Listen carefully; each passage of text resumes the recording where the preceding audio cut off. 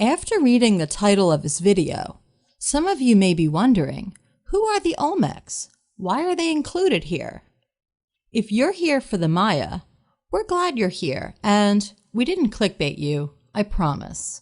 But we need to talk about a few other things first. These topics need some special attention because they really don't get enough. If you've searched Maya or Olmec on YouTube, you may have noticed something strange. Since we're here to provide educational content based on factual information, if you're watching for school or for your own information, you're in the right place. The descendants of the Maya and Olmecs really deserve better than a lot of what is out there. The Olmec created their civilization in Mexico, in the area of Mesoamerica, and had a lot of influence on other groups in the region, including the Maya. Even if you haven't heard of them, you may have seen some of their art, these huge stone heads that they're famous for. These stone heads weigh anywhere from around 2 to 40 tons, or about 2,000 to 36,000 kilograms, and measured anywhere from 6 feet by 5 feet to 11 feet by 10 feet, or 2 meters by 1.5 meters to 3.5 meters by 3 meters. That's as tall as anywhere from 1 to 2 very tall models. These stone sculptures, 17 have been found, were built around 1200 BCE to 400 BCE, and it was extra impressive since they were using stone tools. Only stone? In 1200 BCE? Didn't the Stone Age end a long time before that? Well, yes and no. Humans began using metals around 3500 BCE, over 2,000 years earlier than these heads were built, but humans didn't all start using it at the same time. Staying in one place, and in a place where metals can be found near the surface of the earth, is how groups of people were able to make metal tools. The Olmecs and other groups in the Americas had ancestors that traveled a very, very long way. Humans originated in Eastern Africa, and some migrated through Asia, walked over icy glaciers that bridged Asia and North America and further into the Americas. Yes, we're getting to the Maya. We are. People arrived in the Mesoamerican region around 2100 BCE. It's always helpful to think about technology and history, and remember, a few thousand years is almost nothing when we look at the early Stone Age, which is over 99% of human history. Getting back to the Olmecs lived in the Coatzacoalcos River Basin, which flooded often, beginning around 2500 BCE.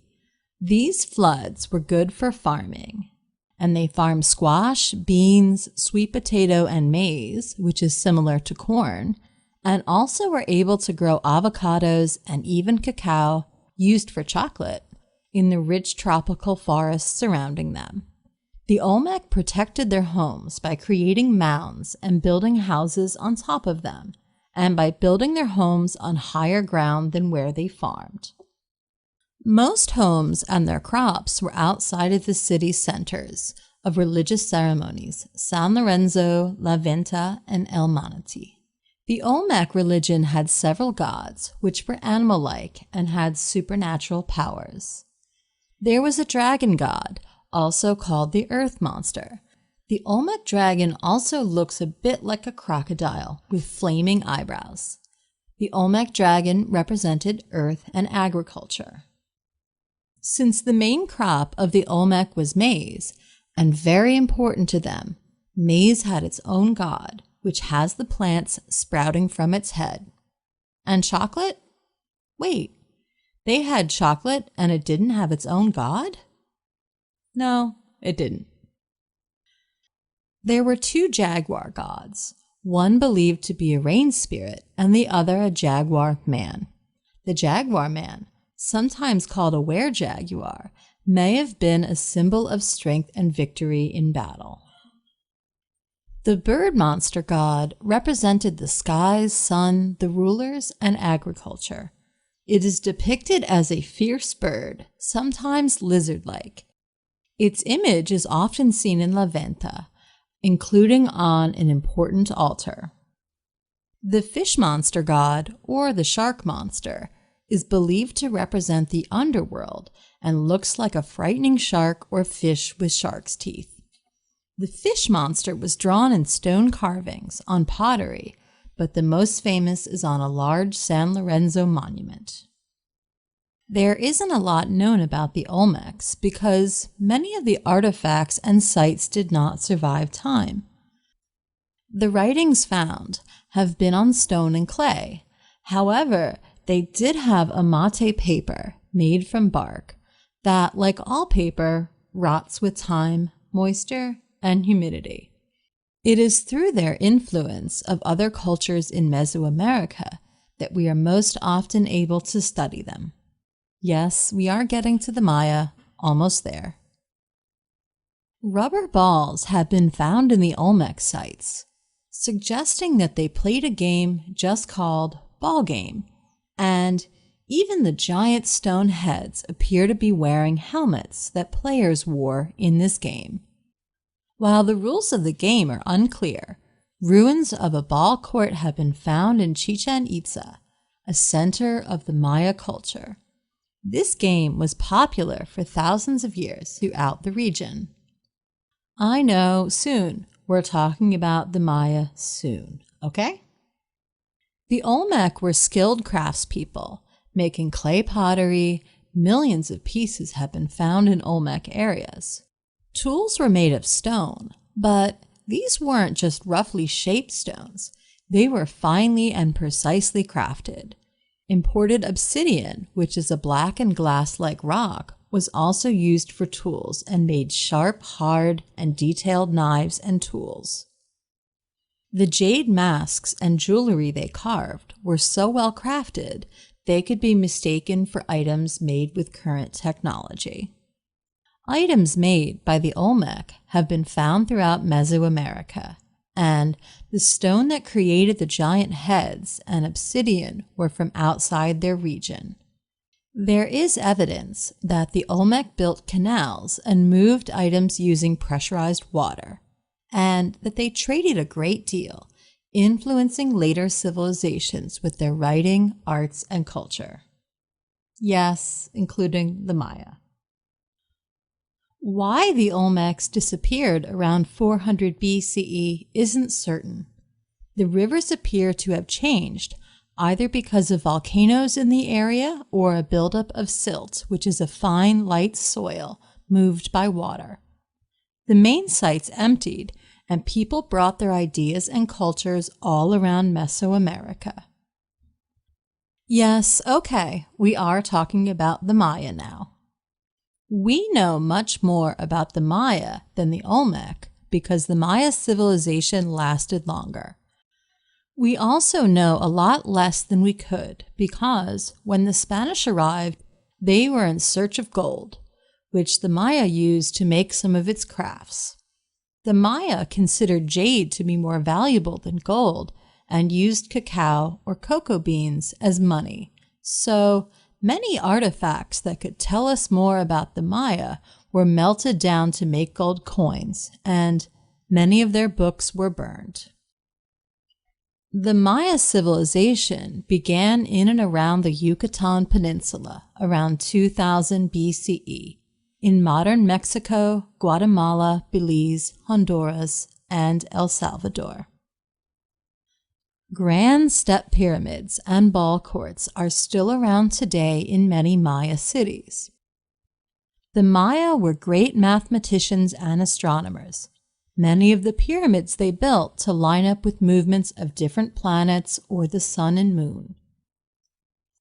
Pyramids were first built around 100 BCE and could be up to almost 1,400 feet high, or over 140 meters. Some were monuments to gods. Others were tombs for kings. City centers had palaces, temples, along with pyramids, and Maya cities were connected by roads they built. Maya cities even competed against each other in their ball game courts. Ball game was a very popular sport throughout Mesoamerica.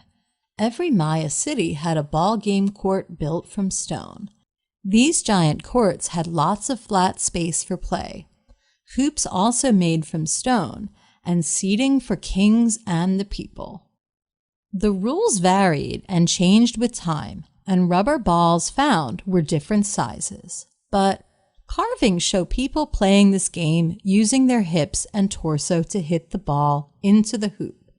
These games could be played for fun, but sometimes had a religious meaning or were even used to resolve disputes between city-states.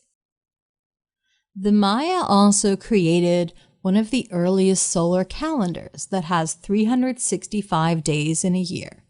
It also has longer measurements of time. A katoon, which is almost 20 years, a baktoon, which is almost 395 years, and a pictoon that is 7,885 years. The most recent pictoon ended in 2012, which caused some people to wrongly believe, well, it's a long story. Maya cities had temples and palaces at their centers, and homes and crops surrounding them.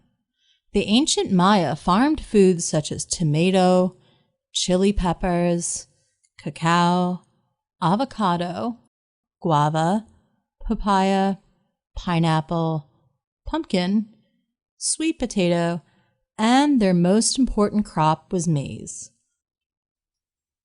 All of those foods originally came from the Americas and influenced some of our favorite foods today. The Maya lived in city-states. Each state was independent and they were all united by a common culture.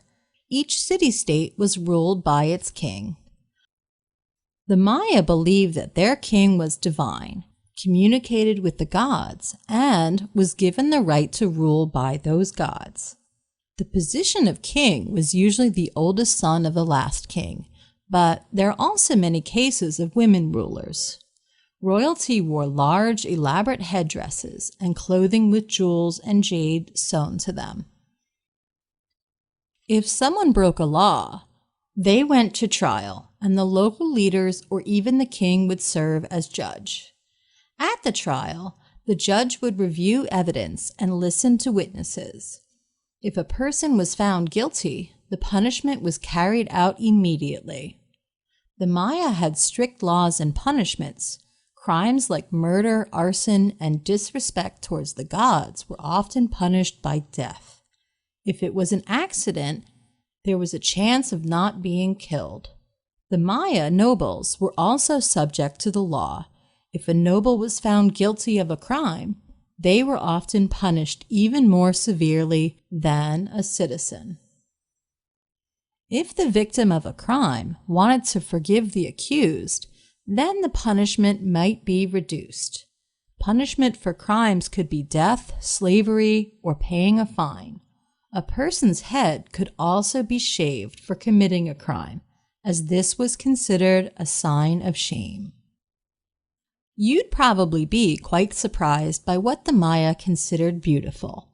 Their beauty gurus made very different videos. Beauty gurus only did live meetups back then. Most of us would be considered quite plain by Maya standards of beauty. They wanted long, sloping foreheads and big crooked noses. Some people even had clay prosthetic noses that they wore over their own noses. People pierced their ears and stretched the holes to put jade plugs into them, and even put jewels into their teeth. Tattoos were also used for beauty, and men were tattooed right after marriage ceremonies. Crossed eyes were also considered beautiful. Babies would have their eyes trained to cross with a ball and string hanging between them. Some of the Maya ideas about what is beautiful may seem strange or funny to you, but ideas about beauty are cultural. They change with time and usually involve expressing wealth or status. What is beautiful is opinion, and there's even an entire branch of philosophy, aesthetics, that is still working on a definition of beauty that everyone can agree upon. Spoiler alert, there will never be universal agreement. Many Maya cities began to empty after 900 CE, and all but its strongest, largest cities remained. It's not entirely known why the Maya civilization declined. Weather may have been a cause, as rainfall is unpredictable where the Maya lived. While the Maya had built underground reservoirs to store water when the rains did not supply enough, Maya cities had tens of thousands of people, so a very long drought still would be a disaster. Wars between city-states is another possible cause, as they did happen at times. Even today, archaeologists are still looking for clues to get a more solid answer, but some of the clues have been lost forever to history and fire. The Olmec civilization developed sophisticated technology, art, and culture independent of other civilizations. The Maya were also influenced by the Olmec and built great pyramids, palaces, and infrastructure like roads and reservoirs. All of Mesoamerica was captivated by ball game, and its games were even used to keep peace among city-states. Many of the foods we have around the world now are from Mesoamerica. You may even eat some of these foods today, if you're lucky. Bye for now. Thanks for joining us.